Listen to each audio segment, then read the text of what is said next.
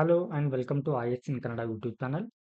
ಇವತ್ತು ನಾವು science and technology ಕುರಿತಾಗಿರುವಂಥ ಟಾಪಿಕ್ಸನ್ನು ನೋಡಲಿದ್ದೀವಿ. ಸೊ ನಮಗೆ ರಿಮೈನಿಂಗ್ ಉಳಿದಿರುವಂಥದ್ದು ಅಂದರೆ ಜೂನ್ ತಿಂಗಳಿನಲ್ಲಿ ಉಳಿದಿರುವಂಥ ಟಾಪಿಕ್ಸ್ಗಳು ಯಾವ ಅಂತಂದರೆ ಇಲ್ಲಿ ಸೈನ್ಸ್ ಆ್ಯಂಡ್ ಟೆಕ್ನಾಲಜಿ ಹಾಗೆ ಫಿಸಿಕ್ಸ್ ಮಾತ್ರ ಉಳಿಯುತ್ತೆ. ಸೊ ಇದಿಷ್ಟು ಕವರ್ ಆದರೆ ನಮಗೆ ಜೂನ್ ತಿಂಗಳಿನಲ್ಲಿ ಕವರ್ ಆಗಿರುವಂಥ ಎಲ್ಲ ಟಾಪಿಕ್ಸನ್ನು ಮುಗಿಸಿದ ಹಾಗೆ ಆಗತ್ತೆ. ಓಕೆ, ಸೊ ಟೋಟಲ್ 130 ಪೇಜಸ್ ಇದೆ. ಸೊ ನೀವು ಡೈಲಿ 5 ಪೇಜಸ್ ಓದ್ತಾ ಹೋದರೆ ಅದು ನಿಮಗೆ ಸುಮಾರು 26 ದಿನಗಳಲ್ಲಿ ಏನಾಗುತ್ತೆ ಮುಗಿಯುತ್ತೆ. ಓಕೆ, ಸೊ ಆದಷ್ಟು ಏನಂತಂದರೆ ಸೊ ಇದೇ ತಿಂಗಳಿನ 22ರ ಒಳಗಾಗಿ ಏನು ಮಾಡಿವಿ, ಈ ವಿಜನ್ ಮ್ಯಾಗ್ಝಿನ್ನ ಕಂಪ್ಲೀಟ್ ಆಗಿ ಮುಗಿಸ್ಕೊಳ್ಳಿ. ಯಾಕಂತಂದರೆ ಸೊ ನೆಕ್ಸ್ಟ್ ನಮಗೆ 22ಕ್ಕೆ ಏನಾಗುತ್ತೆ ಅಂತಂದರೆ ಇಲ್ಲಿ ಜುಲೈ ತಿಂಗಳ ಓಕೆ ಜುಲೈ ತಿಂಗಳ ಏನಾಗುತ್ತೆ ಮ್ಯಾಗ್ಝಿನ್ ರಿಲೀಸ್ ಆಗಿರುತ್ತೆ. ಸೊ ಹೀಗಾಗಿ ನಾವು ಜುಲೈ ತಿಂಗಳ ಮ್ಯಾಗ್ಝಿನ್ ಸ್ಟಾರ್ಟ್ ಮಾಡ್ತೀವಿ. Okay, yes. ಸೊ ಇಲ್ಲಿ ಏನಂತಂದ್ರೆ ನಮಗೆ ಸೈನ್ಸ್ ಆ್ಯಂಡ್ ಟೆಕ್ನಾಲಜಿ ಮೇಲೆ first topic quantum science and technology ಬಗ್ಗೆ ಇರುವಂಥದ್ದು. ಸೊ ಏನಿದು ಕ್ವಾಂಟಮ್ ಸೈನ್ಸ್ ಅಂತಂದ್ರೆ ಏನು? ಓಕೆ, ಸೊ ಹಾಗಿದ್ರೆ ಇಲ್ಲಿ ಫಸ್ಟ್ ನಾವು ಕೀವರ್ಡ್ ಏನಂತಂದ್ರೆ ಇಲ್ಲಿ ಕ್ವಾಂಟಮ್ ಮೆಕ್ಯಾನಿಕ್ಸ್. ಸೊ ಇದರ ಒಂದು ಅಪ್ಲಿಕೇಶನ್ ಅಂದ್ರೆ ಅನ್ವಯಗಳು ಅಂದ್ರೆ ಈ ಕ್ವಾಂಟಮ್ ಮೆಕ್ಯಾನಿಕ್ಸ್ ನಾವು ಎಲ್ಲಿ ಬಳಸ್ತೀವಿ ಅಂತ. ಓಕೆ, ಸೊ ಫಸ್ಟ್ ಒನ್ ಇಲ್ಲಿ ನಾವು ಈ ಕ್ವಾಂಟಮ್ ಮೆಕ್ಯಾನಿಕ್ಸ್ ನ ಡೆಫಿನಿಷನ್ ತಿಳ್ಕೊಳ್ಳೋಣ. ಓಕೆ, ನಾವು ಕನ್ನಡದಲ್ಲಿ ಇದನ್ನ ಹೇಗೆ ಬರೆಯೋದು ಅಂತಂದ್ರೆ ಕ್ವಾಂಟಮ್ ಮೆಕ್ಯಾನಿಕ್ಸ್ ಅಂತಾನೆ ಬಳಸೋದು. Okay, so explain how extremely small objects simultaneously have the characteristic of both particles and waves. ಅಂದ್ರೆ ಸೊ ಇವಾಗ ಒಂದು ವಸ್ತುವಿನಲ್ಲಿ ಏನಂತಂದ್ರೆ ಈ ಪಾರ್ಟಿಕಲ್ಸ್ಗಳಿರುತ್ತೆ. ಓಕೆ, ಹಾಗೆ ಆ ಒಂದು ಪಾರ್ಟಿಕಲ್ಸ್ ಅಲೆಗಳು. ಓಕೆ, ಸೊ ಯಾವ ರೀತಿ ಇರುತ್ತೆ ಅಂತ ಹೇಳಿ ಏನ್ ಮಾಡುತ್ತೆ ಅಂತಂದ್ರೆ ಇದು ಅವುಗಳ ಗುಣಲಕ್ಷಣಗಳನ್ನ. ಓಕೆ, ಅಂದ್ರೆ ಸಣ್ಣ ವಸ್ತುಗಳ ಅಲ್ಲಿರುವ ಪಾರ್ಟಿಕಲ್ಸ್ ಮತ್ತೆ ವೇವ್ಸ್ಗಳ ಗುಣಲಕ್ಷಣಗಳನ್ನ ಏನ್ ಮಾಡುತ್ತೆ ಅಂದ್ರೆ ಸೈಮಲ್ಟೇನಿಯಸ್ಲಿ ಅಂದ್ರೆ ಈ ಒಟ್ಟಿಗೆ ನಮ್ಗೆ ಏನ್ ಮಾಡುತ್ತೆ ಅಂದ್ರೆ ಇದು ಎಕ್ಸ್ಪ್ಲೇನ್ ಮಾಡುತ್ತೆ. ಸೊ ಇದಕ್ಕೆ ನಾವು ಕ್ವಾಂಟಮ್ ಮೆಕ್ಯಾನಿಕ್ಸ್ ಅಂತ ಕರಿತೀವಿ. ಎಸ್. ಸೊ ನೆಕ್ಸ್ಟ್ ಇಲ್ಲಿ ಇದರ ಅಪ್ಲಿಕೇಶನ್ ನೋಡೋದಾದ್ರೆ ಸೊ ಇದನ್ನ ಎಲ್ಲಿ ಬಳಸ್ತೀವಿ ಅಂತಂದ್ರೆ ಅದನ್ನ ಯೂಸ್ ಮಾಡ್ತೀವಿ ಅಂತಂದ್ರೆ ಮೊದಲನೇದಾಗಿ health care and wealth being ಅಂದ್ರೆ ಆರೋಗ್ಯ ವ್ಯವಸ್ಥೆಯಲ್ಲಿ ಬಳಸ್ತೀವಿ. ಫಾರ್ ಎಕ್ಸಾಂಪಲ್ ಮೆಡಿಕಲ್ ಇಮೇಜಿಂಗ್ಗಳಲ್ಲಿ, ಹಾಗೆ ಡಯಾಗ್ನೋಸಿಸ್ ಅಂಡ್ ಕ್ವಾಂಟಮ್ ಕೆಮಿಸ್ಟ್ರಿಗಳಲ್ಲಿ ಇದನ್ನ ಬಳಸ್ತೀವಿ. ಓಕೆ, ಹಾಗೆ ಕೆಲವೊಂದಿಷ್ಟು ಡ್ರಗ್ಸ್ಗಳಲ್ಲಿ, ಓಕೆ, ಹಾಗೆ ವ್ಯಾಕ್ಸಿನ್ಗಳಲ್ಲಿ ಇವುಗಳನ್ನ ಡೆವಲಪ್ಮೆಂಟ್ ಮಾಡುವಂಥ ಸಂದರ್ಭದಲ್ಲಿ ಸೊ ಈ ಕ್ವಾಂಟಮ್ ಮೆಕ್ಯಾನಿಕ್ಸ್ಗಳನ್ನ ಬಳಸ್ತೀವಿ. ಹಾಗೆ ಕ್ವಾಂಟಮ್ ಕಂಪ್ಯೂಟರ್ಗಳಲ್ಲಾಗಿರ್ಬೋದು, ಹಾಗೆ optimisation in logistics and supply chain ಅಂದ್ರೆ ಸಾರಿಗೆ ವ್ಯವಸ್ಥೆಗಳಲ್ಲಿ ಕೂಡ ಏನ್ ಮಾಡ್ತೀವಿ ಅಂತಂದ್ರೆ ಈ ಕ್ವಾಂಟಮ್ ಮೆಕ್ಯಾನಿಕ್ಸ್ ಅನ್ನು ನಾವು ಬಳಸ್ತೀವಿ. ಓಕೆ, ಹಾಗೆ ಕೆಲವೊಂದಿಷ್ಟು ಕ್ವಾಂಟಮ್ ಮಟೀರಿಯಲ್ಸ್ ಅಂಡ್ ಡಿವೈಸಸ್ ಅಂತ ಬರುತ್ತೆ. ಫಾರ್ ಎಕ್ಸಾಂಪಲ್ ಇವಾಗ ಸೂಪರ್ ಕಂಡಕ್ಟರ್ ಹಾಗೆ ಸೆಮಿ ಕಂಡಕ್ಟರ್ ಸ್ಟ್ರಕ್ಚರ್ಗಳಲ್ಲಿ ಸೊ ಈ ಒಂದು ಕ್ವಾಂಟಮ್ ಮೆಕ್ಯಾನಿಕ್ಸ್ ಗಳನ್ನ ಬಳಸ್ತೀವಿ. ಸೊ ಈ ಕ್ವಾಂಟಮ್ ಮೆಕ್ಯಾನಿಕ್ಗೆ ಸಂಬಂಧಿಸಿದಂತೆ ಭಾರತ ಯಾವೆಲ್ಲ ಒಂದು ಉಪಕ್ರಮಗಳನ್ನ ಕೈಗೊಂಡಿದೆ ಅಂತಂದ್ರಲ್ಲಿ ಮೊದಲನೇದಾಗಿ ನ್ಯಾಷನಲ್ ಕ್ವಾಂಟಮ್ ಮಿಷನ್ ಅಂತ ಬರುತ್ತೆ. ಹಾಗೆ quantum enabled science and technology ಇದೆ. ಹಾಗೆ ಕ್ವಾಂಟಮ್ ಕಂಪ್ಯೂಟಿಂಗ್ ಅಪ್ಲಿಕೇಶನ್ ಲ್ಯಾಬ್ಗಳನ್ನ ಕೂಡ ಏನ್ ಮಾಡಿದೆ ಅಂದ್ರೆ ಭಾರತ ತಂದಿದೆ. ಸೊ ಇಲ್ಲಿ ಭಾರತದಲ್ಲಿ ಈ ಕ್ವಾಂಟಮ್ ಟೆಕ್ನಾಲಜಿಯನ್ನ ಇದನ್ನ ಅಭಿವೃದ್ಧಿ ಹಾಗೆ ಇದನ್ನ ಅಳವಡಿಸಿಕೊಳ್ಳುವಲ್ಲಿ ಏನೆಲ್ಲ ಸವಾಲುಗಳು ಎದುರಾಗ್ತಾ ಇದೆ ಅಂತಂದ್ರೆ ಮೊದಲನೇದಾಗಿ ರೆಗ್ಯುಲೇಷನ್ ಅಂದ್ರೆ ನಿಯಂತ್ರಣ. ಓಕೆ, ಸೊ ಇದರಲ್ಲಿ ಬಳಸುವಂತ ಏನು ಹಾರ್ಡ್ವೇರ್ ಸಾಫ್ಟ್ವೇರ್ ಆಗಿರ್ಬೋದು, ಕಮ್ಯುನಿಕೇಶನ್ ಇಂಟರ್ಫೇಸ್ನ ಆ ಪ್ರೋಟೋಕಾಲ್ಗಳು ಅಷ್ಟೊಂದು ಏನಂತಂದ್ರೆ ಇಲ್ಲಿ ಸ್ಟ್ಯಾಂಡರ್ಡ್ ಆಗಿ ಇಲ್ಲ. ಓಕೆ, ಹಾಗೆ ಅವೈಲಬಿಲಿಟಿ ಆಫ್ ಇನ್ಫ್ರಾಸ್ಟ್ರಕ್ಚರ್ ಅಂದ್ರೆ ಈ ಕ್ವಾಂಟಮ್ ಟೆಕ್ನಾಲಜಿಯನ್ನ ಅಥವಾ ಕ್ವಾಂಟಮ್ ಮೆಕ್ಯಾನಿಕ್ಸ್ ಅನ್ನ ಅಭಿವೃದ್ಧಿ ಮಾಡಬೇಕಾದ್ರೆ ಕೆಲವೊಂದಿಷ್ಟು ಏನ್ ಬೇಕಾಗತ್ತೆ ಅಂದ್ರೆ ಇಲ್ಲಿ ಲ್ಯಾಬ್ಗಳಾಗಿರ್ಬೋದು ಅಥವಾ ವಿಶೇಷ ಉಪಕರಣಗಳು ಬೇಕಾಗತ್ತೆ. ಸೊ ಇವುಗಳ ಒಂದು ಕೊರತೆ ಇದೆ. ಹಾಗೆ ಸ್ಕ್ಯಾಲಬಿಲಿಟಿ ಅಂತ ಹೇಳಿ ಏನಂತಂದ್ರೆ ಇದು maintaining high levels of coherence and low error. So ಇದರಿಂದ ಏನಾಗುತ್ತೆ ಅಂದ್ರೆ ಎರರ್ಗಳಾಗುವಂತ ಚಾನ್ಸಸ್ ಕೂಡ ಇರುತ್ತೆ. ಸೊ ಇದು ಕೂಡ ಏನಂತಂದ್ರೆ ನಮಗೆ ಚಾಲೆಂಜ್ ಆಗಿರುವಂತದ್ದು. ಓಕೆ, ಸೊ ನೆಕ್ಸ್ಟ್ ಇಲ್ಲಿ ಅದರ್ ಚಾಲೆಂಜಸ್ ಅನ್ನ ನೋಡೋದಾದ್ರೆ ಈ ಕ್ವಾಂಟಮ್ ಮೆಕ್ಯಾನಿಕ್ಸ್ ಮೇಲೆ ಅಥವಾ ಈ ಕ್ವಾಂಟಮ್ ಟೆಕ್ನಾಲಜಿ ಮೇಲೆ ಸೊ ಈ ಪ್ರೈವೇಟ್ ಇನ್ಸ್ಟಿಟ್ಯೂಷನ್ ಬರುತ್ತಲ್ವಾ, ಸೊ ಈ ಇವುಗಳ ಮೇಲೆ ಮಾಡುವಂತ ಅಂದ್ರೆ ರಿಸರ್ಚ್ ಅಂಡ್ ಡೆವಲಪ್ಮೆಂಟ್ ಮೇಲೆ ಹೂಡಿಕೆ ಮಾಡುವಂಥದ್ದು ತುಂಬಾ ಕಡಿಮೆ ಇದೆ. ಓಕೆ, ಭಾರತದಲ್ಲಿ ಎಷ್ಟು ಹೂಡಿಕೆನ ಮಾಡತ್ತೆ ಅಂತಂದ್ರೆ ಈ ಪ್ರೈವೇಟ್ ಸೆಕ್ಟರ್ಗಳು ಲೆಸ್ ದ್ಯಾನ್ 30%. 30%ಗಿಂತ ಕಡಿಮೆ ಏನು ಮಾಡುತ್ತೆ ಅಂದರೆ ಈ ರಿಸರ್ಚ್ ಆ್ಯಂಡ್ ಡೆವಲಪ್ಮೆಂಟ್ ಮೇಲೆ ಹೂಡಿಕೆನ ಮಾಡುತ್ತೆ. ಜಾಗತಿಕವಾಗಿ ಎಷ್ಟಿದೆ ಇದು? 70% ಇದೆ.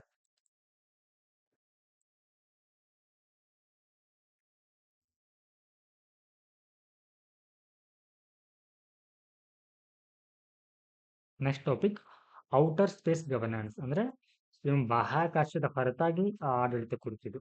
ಓಕೆ, ಸೊ ಇತ್ತೀಚೆಗೆ ಏನಂತಂದ್ರೆ Armenia had joined at the 43rd signatory nation to NASA's Artemis accord for lunar exploration.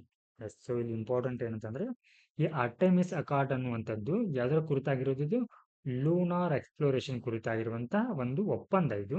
ಇದನ್ನ ಯಾರು ತಂದಿದ್ದಾರೆ?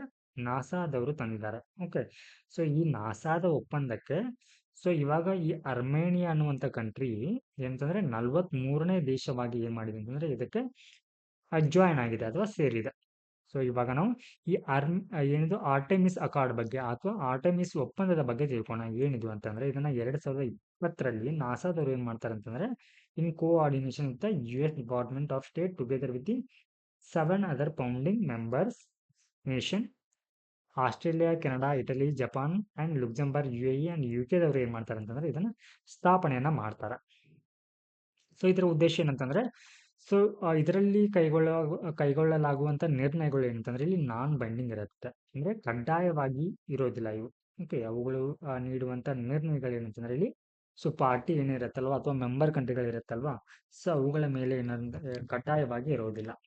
ಓಕೆ, ಸೊ ಇಲ್ಲಿ ಏನಂತಂದ್ರೆ ಸೊ ಈ ಬಾಹ್ಯಾಕಾಶವನ್ನ ನಾವು ಓಕೆ ಅಂದ್ರೆ ಇಲ್ಲಿ ಯಾವೆಲ್ಲ ಬರುತ್ತೆ ಔಟರ್ ಸ್ಪೇಸ್ ಅಂತಂದ್ರೆ use of outer space, Moon ಆಗಿರ್ಬೋದು, ಮಾರ್ಸ್, ಕಾಮೆಟ್ಸ್ ಹಾಗೆ ಆಸ್ಟಿರಾಯ್ಡ್ಗಳನ್ನ ನಾವು ಶಾಂತಿಯುತ ಉದ್ದೇಶಗಳಾಗಿ ಬಳಸಿಕೊಳ್ಳುವಂತ ಆ ಉದ್ದೇಶವನ್ನ ಇದು ಹೊಂದಿದೆ. ಸೊ ಈ ಒಂದು ಒಪ್ಪಂದಕ್ಕೆ ಈ ಆರ್ಟೆಮಿಸ್ ಅಕಾರ್ಡ್ ಏನಿದೆ ಅಲ್ವಾ ಸೊ ಈ ಆರ್ಟೆಮಿಸ್ ಅಕಾರ್ಡ್ಗೆ ಭಾರತ ಕೂಡ ಏನಿದೆ ಅಂತಂದ್ರೆ ಸಿಗ್ನೇಟರಿ ಆಗಿದೆ, ಅಂದ್ರೆ ಸಹಿಯನ್ನ ಹಾಕಿದೆ.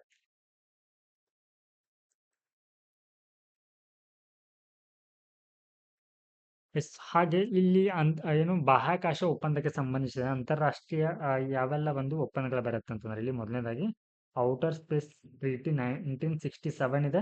Okay, so next rescue agreement 1968 ಅಂದ್ರೆ ಈ ಬಾಹ್ಯಾಕಾಶಕ್ಕೆ ಏನು ನಾಟ್ಸ್ಗಳು ಹೋಗಿರ್ತಾರಲ್ವಾ ಅಂದ್ರೆ ಗಗನಯಾನಿಗಳು ಅವರ ರಕ್ಷಣೆ ಮಾಡುವುದಾಗಿರ್ಬೋದು, ಅವರನ್ನ ವಾಪಸ್ ತರುವಂತದ್ದಾಗಿರ್ಬೋದು. ಓಕೆ, ಸೊ ಇವುಗಳ ಕುರಿತಾಗಿರುವಂತ ಅಗ್ರಿಮೆಂಟ್ ಇದೆ. ಹಾಗೆ ಲಯಾಬಿಲಿಟಿ ಕನ್ವೆನ್ಷನ್ 1972, ಹಾಗೆ ರಿಜಿಸ್ಟ್ರೇಷನ್ ಕನ್ವೆನ್ಷನ್ 1976 ಇದೆ. ಹಾಗೆ ಮೂನ್ ಅಗ್ರಿಮೆಂಟ್ 1979 ಇದೆ. ಓಕೆ, ಸೊ ಈ ಮೇಲಿನ ಎಲ್ಲಾ ಒಪ್ಪಂದಗಳಲ್ಲಿ ಅಂತಂದ್ರೆ ಒಟ್ಟಾರೆಯಾಗಿ ಭಾರತ ಸೊ ಎಲ್ಲವನ್ನು ಏನ್ ಮಾಡಿದೆ ಅಂದ್ರೆ ಸಹಿಯನ್ನ ಹಾಕಿದೆ. India is a signatory for all 5 of these treaties but has ratified only 4 ಅಂದ್ರೆ 4 ಅಂದ್ರೆ ಎಲ್ಲ ಒಪ್ಪಂದಗಳ ಸಹಿಯನ್ನ ಹಾಕಿದೆ. ಸೊ ಅಂದ್ರೆ 5 ಒಪ್ಪಂದಗಳ ಸಹಿಯನ್ನ ಹಾಕಿದೆ, ಕೇವಲ ಏನ್ ಮಾಡಿದೆ 4ಕ್ಕೆ ಮಾತ್ರ ಅದಕ್ಕೆ ಅನುಮೋದನೆಯನ್ನ ಕೊಟ್ಟಿದೆ, ಅಂದ್ರೆ ರಾಟಿಫೈ ಮಾಡಿದೆ. ಹಾಗಿದ್ರೆ ಯಾವುದನ್ನ ರಾಟಿಫೈ ಮಾಡಿಲ್ಲ ಅಂತಂದ್ರೆ ಇಲ್ಲಿ not ratify the Moon Agreement. So ಇಲ್ಲಿ 1979 ಏನಿದೆ ಅಲ್ವಾ ಸೊ ಇದಕ್ಕೆ ಸಿಗ್ನೇಟರಿ ಆಗಿದೆ ಬಟ್ ಅದನ್ನ ರಾಟಿಫೈ ಮಾಡಿದೆ. ಸೊ ಇದು ಗೊತ್ತಿರಬೇಕು, ಇದು ನಮಗೆ ಪ್ರಿನ್ಸ್ ಪರ್ಸ್ಪೆಕ್ಟಿವ್ ನಲ್ಲಿ ಇಂಪಾರ್ಟೆಂಟ್ ಆಗುತ್ತೆ.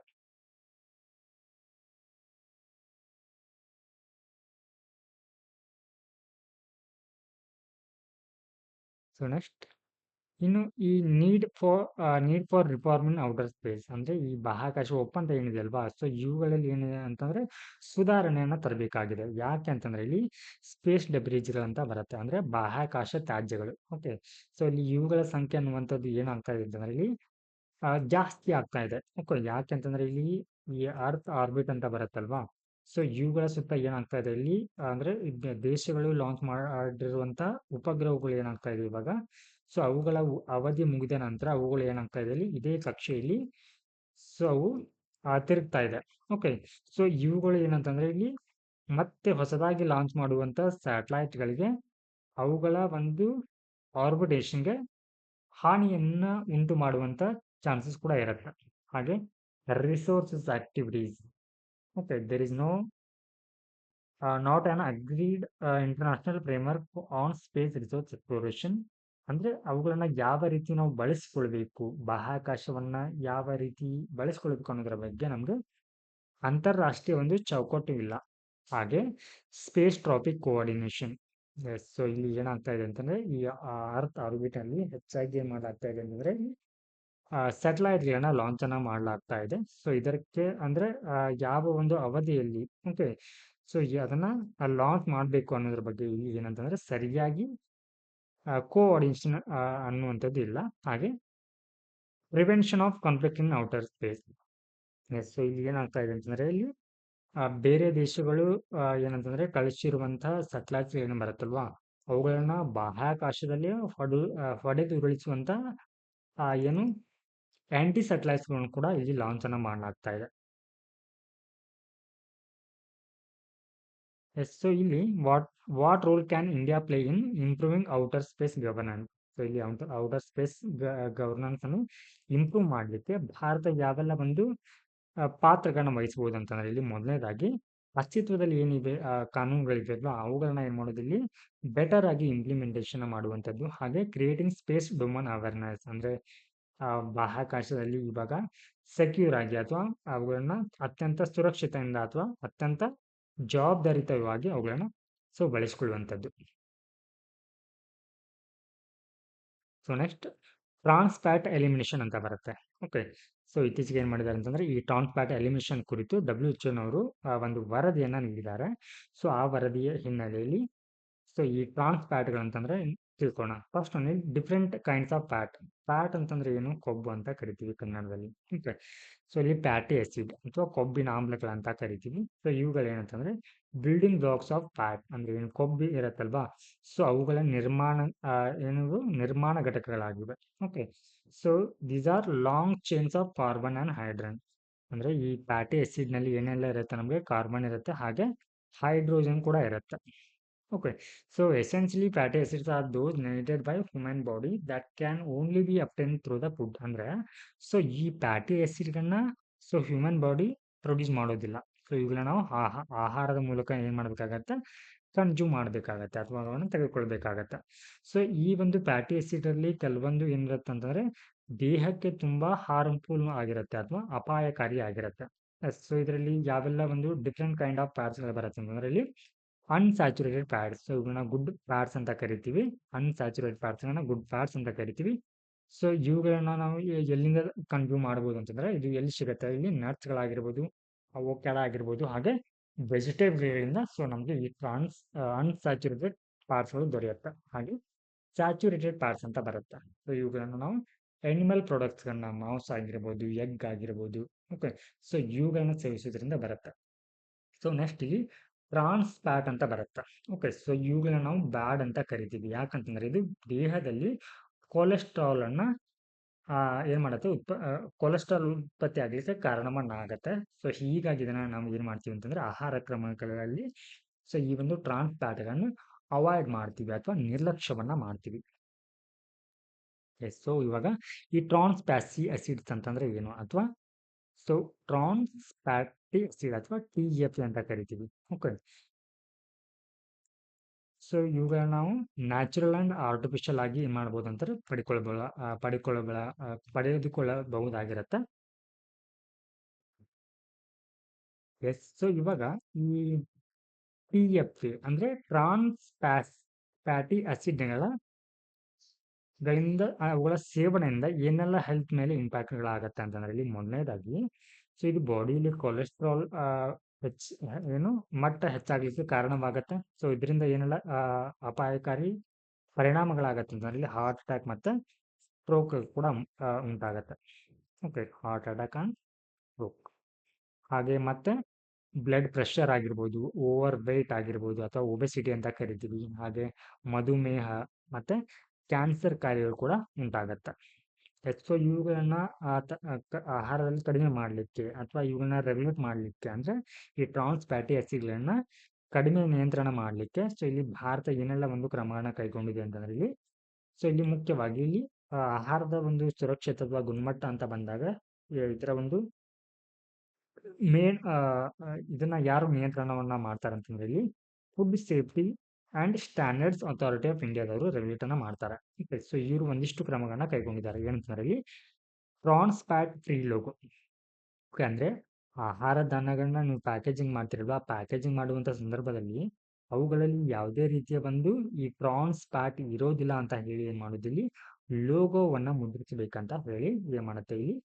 ಸೊ ಈ FSSAI ಅವರು ಏನ್ ಮಾಡ್ತಾರೆ ಇಲ್ಲಿ ಆದೇಶವನ್ನ ಮಾಡಿದ್ದಾರೆ. ಹಾಗೆ ಹಾರ್ಟ್ ಅಟ್ಯಾಕ್ ರಿಬೈಂಡ್. ಸೊ ಇಲ್ಲಿ ಈ ಟ್ರಾನ್ಸ್ ಫ್ಯಾಟ್ ಆಹಾರವನ್ನ ಸೇವಿಸೋದ್ರಿಂದ ಸೊ ಏನೆಲ್ಲ ಅಪಾಯಗಳಾಗತ್ತೆ ಅನ್ನೋದನ್ನ ಏನ್ ಮಾಡೋದು ಇಲ್ಲಿ ಸಮೂಹ ಮಾಧ್ಯಮವು ಏನ್ ಮಾಡಬೇಕು ಇಲ್ಲಿ ಕ್ಯಾಂಪೇನ್ ಅನ್ನ ಮಾಡ್ಬೇಕಂತ ಸೊ ಇಲ್ಲಿ ಆದೇಶವನ್ನು ಕೂಡ ನೀಡಿದೆ. ಹಾಗೆ ಈಟ್ ರೈಟ್ ಇಂಡಿಯಾ ಮೂವ್ಮೆಂಟ್ ಅಂದ್ರೆ ಉತ್ತಮವಾದ ಆಹಾರವನ್ನ ಸೇವಿಸಿ ಅಂತ ಹೇಳಿ ಒಂದು ಅಭಿಯಾನವನ್ನು ಕೂಡ ಸೊ FSSAI ಅವರು ಮಾಡಿದ್ದಾರೆ. ಇನ್ನು ಜಾಗತಿಕವಾಗಿ ನೋಡೋದಾದ್ರೆ ಜಾಗತಿಕವಾಗಿ ಈ ಟ್ರಾನ್ಸ್ ಪ್ಯಾಟ್ ಏನು ಫ್ಯಾಸಿ ಆಸಿಡ್ಗಳ ಒಂದು ನಿಯಂತ್ರಣಕ್ಕೆ ಯಾವೆಲ್ಲ ಒಂದು ಕ್ರಮನ ಕೈಗೊಂಡಿದ್ದಾರೆ ಅಂತಂದ್ರೆ ಇಲ್ಲಿ ವ್ಯಾಲಿಡೇಷನ್ ಪ್ರೋಗ್ರಾಮ್ ಅಂತ ಹೇಳಿ WHO ನವರು. ಸೊ ಇಲ್ಲಿ ಪ್ರಿಲಿಮ್ಸ್ ಪರ್ಸ್ಪೆಕ್ಟಿವ್ ನಲ್ಲಿ ನಮ್ಗೆ ಸೊ ಈ food safety and standards authority of India ಬಗ್ಗೆ ತಿಳ್ಕೊಳ್ಬೇಕು. ಓಕೆ, ಸೊ ಇದು ಅಂದ್ರೆ ಸ್ಟ್ಯಾಚ್ಯೂಟರಿ ಬಾಡಿ ಅಂದ್ರೆ ಒಂದು ಶಾಸನಾತ್ಮಕ ಸಂಸ್ಥೆ. ಶಾಸನಾತ್ಮಕ ಸಂಸ್ಥೆ ಅಂತಂದ್ರೆ ಇದನ್ನ ಒಂದು ಕಾಯ್ದೆಯ ಮೂಲಕ ಸ್ಥಾಪನೆಯನ್ನ ಮಾಡಲಾಗಿರುತ್ತೆ. ಹಾಗಿದ್ರೆ ಯಾವ ಅದು ಕಾಯ್ದೆ ಅಂತಂದ್ರೆ ಇಲ್ಲಿ food safety and standards act 2006 ಈ ಒಂದು ಕಾಯ್ದೆ ಮೂಲಕ ಏನ್ ಮಾಡಲಾಗಿದೆ, ಸೊ ಇದನ್ನ ಸ್ಥಾಪನೆಯನ್ನ ಮಾಡಲಾಗಿದೆ. ಸೊ ಇದರ ಉದ್ದೇಶ ಏನಂತಂದ್ರೆ safe and wholesome food for human consumption ಅಂದ್ರೆ ಮಾನವರು ಸೇವಿಸುವಂತ ಆಹಾರ ಇಲ್ಲಿ ಸುರಕ್ಷಿತವಾಗಿರಬೇಕು ಅಂತ ಹೇಳಿ ಏನ್ ಮಾಡುತ್ತೆ ಕೆಲವೊಂದಿಷ್ಟು ಮಾನದಂಡಗಳನ್ನ ಸೊ ಇದು ಹೊರಡಿಸುತ್ತೆ. ಹಾಗಿದ್ರೆ ಇದು ಯಾವ ಒಂದು ಸಚಿವಾಲಯದ ಅಡಿಯಲ್ಲಿ ಕೆಲಸವನ್ನ ಮಾಡುತ್ತೆ ಅಂತಂದ್ರೆ ministry of health and family welfare. So ಇದರ ಒಂದು ಮೆಂಬರ್ಶಿಪ್ ಅನ್ನ ನೋಡೋದಾದ್ರೆ ಸೊ ಇದರಲ್ಲಿ 20 ಮೆಂಬರ್ಸ್ ಇರ್ತಾರೆ. ಸೊ ಅದರಲ್ಲಿ 1/3 ಏನಿರಬೇಕು ಇಲ್ಲಿ ಮಹಿಳೆಯರು ಇರಬೇಕು. ಸೊ ಇಲ್ಲಿ ಈ ಆಹಾರದಲ್ಲಿ ನಾವು ಟ್ರಾನ್ಸ್ ಫ್ಯಾಟಿ ಆಸಿಡ್ಸ್ ಗಳನ್ನ ಎಲಿಮಿನೇಟ್ ಮಾಡುವಂತ ಸಂದರ್ಭದಲ್ಲಿ ಏನೆಲ್ಲ ಸವಾಲುಗಳು ಎದುರಾಗತ್ತೆ ಅಂತಂದ್ರೆ ಇಲ್ಲಿ ಮುಖ್ಯವಾಗಿ ಸೊ ಈ ಫುಡ್ ಇಂಡಸ್ಟ್ರಿಗಳಿಂದ ಏನಾಗಿದೆ ಅಂತಂದ್ರೆ ಇವುಗಳ ಕುರಿತು ಹೆಚ್ಚಿನ ಒಂದು ಬೇಡಿಕೆ ಇದೆ. ಯಾಕಂದ್ರೆ ಇವು ದೀರ್ಘಕಾಲವಾಗಿ ಏನಾಗುತ್ತೆ ಅಂದ್ರೆ ಇವುಗಳನ್ನ ನಾವು ಇಡಬಹುದಾಗತ್ತೆ. ಸೊ ಹೀಗಾಗಿ ಏನಂತಂದ್ರೆ ಇವುಗಳ ಕುರಿತು ಇಂಡಸ್ಟ್ರಿಗಳಿಂದ ತುಂಬಾ ಬೇಡಿಕೆ ಇದೆ. ಹಾಗೆ ಪುವರ್ ಎನ್ಫೋರ್ಸ್ಮೆಂಟ್ ಪಾಲಿಸಿ ಇವುಗಳನ್ನ ತಡೆಗಟ್ಟಲಿಕ್ಕೆ ಅಥವಾ ಇವುಗಳನ್ನ ಕನ್ಸ್ಯೂಮ್ ಮಾಡುವಂತ ಸಂದರ್ಭದಲ್ಲಿ ಇವುಗಳ ಅಥವಾ ಸೊ ಇವುಗಳನ್ನ ವೈಲೇಟ್ ಮಾಡಿದಂತ ಸಂದರ್ಭದಲ್ಲಿ ಅವುಗಳಿಗೆ ನೀಡುವಂತ ಶಿಕ್ಷೆ ಪ್ರಮಾಣ ತುಂಬಾ ಕಡಿಮೆ ಇರುತ್ತೆ. ಹಾಗೆ ಕನ್ಸ್ಯೂಮರ್ ಪ್ರಿಫರೆನ್ಸ್ ಸೊ ಜನರು ಕೂಡ ಏನಾಗ್ತಾ ಇದ್ದಾರೆ ಅಂತಂದ್ರೆ ಇಲ್ಲಿ ಹೆಚ್ಚಾಗಿ ಇವುಗಳನ್ನ ಸೇವನೆಯನ್ನು ಅಂದ್ರೆ ಇವುಗಳಿಗೆ ಹೆಚ್ಚಿನ ಒಂದು ಆದ್ಯತೆಯನ್ನ ನೀಡ್ತಾ ಇದ್ದಾರೆ.